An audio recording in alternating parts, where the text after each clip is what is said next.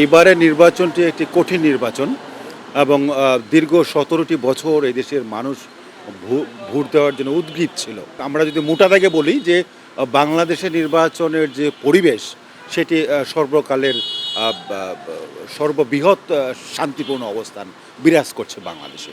বাংলাদেশের মানুষ কাকে পছন্দ করবে, কারা দেশ চালালে দেশ ভালো চলবে, দেশ শান্তি থাকবে, জনগণ খেতে পারবে, শান্তিতে থাকতে পারবে অথবা নিরাপত্তা ফিল করবে, সেটি তারা বিবেচনা করবে।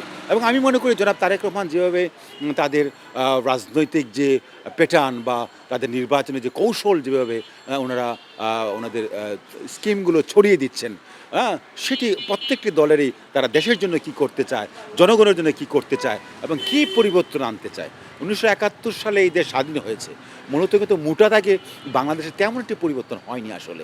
রাস্তাঘাট বলেন, যোগাযোগ ব্যবস্থা বলেন বা মানুষের যে অধিকার বা মানুষের যে মৌলিক চাহিদা, বিদ্যুৎ এখনও আমরা পাই না, নিয়মিত পাই না আমরা। গ্যাস, এই যে এই মহল্লাতে গ্যাস নেই দীর্ঘদিন যাবৎ, আমি এখানে প্রায় অনেক বছর আমি থাকি, বিগত ১ বছর যাবৎ আমার বাসায় গ্যাস নেই, কিন্তু আমি প্রতি মাসে মাসে ১,০৮০ টাকা দিচ্ছি। এই যে জনগণের চাহিদা, মৌলিক চাহিদা, বিদ্যুৎ, গ্যাস, ইন্টারনেট, এগুলো হচ্ছে মানুষের এখন বেসিক নিড। উন্নত বিশ্বের আদলে যদি আমরা বাংলাদেশ সাজাতে চাই, সেটিও এখন রাষ্ট্র প্রোভাইড করতে পারছে না। আমাদের যে এই রাস্তাঘাট, এই রাস্তা দেখেন আপনি, এই হাতিরপুলের রাস্তা, এই যে বাজারের রাস্তাটি দীর্ঘদিন ভাঙা ছিল, এই রাস্তাঘাট, মানুষের খাদ্য, মানুষের চিকিৎসা অনেক সমস্যা। একটা ধরেন সাধারণ জনগণ আমরা যারা আছি, একটা সাধারণ পরিবার থেকে একটা ডেলিভারি করলে প্রায় ৫০ থেকে ১,০০,০০০ টাকা চলে যায়। এই স্বাস্থ্য ব্যবস্থাকে উন্নত করতে হবে, রাষ্ট্রীয়ভাবে এটি ফ্রি করে দিতে হবে উন্নত বিশ্বের মতো। আমরা এটা পারি না, আমাদের রাষ্ট্রকে এখনও আমরা ঢেলে সাজাতে পারছি না। আমাদের চিকিৎসা, আমাদের শিক্ষা, আমাদের খাদ্য, আমাদের অন্যান্য যোগাযোগ ব্যবস্থা, সব কিছু আমরা পূর্ণভাবে করতে পারছি না। কেন পারছি না?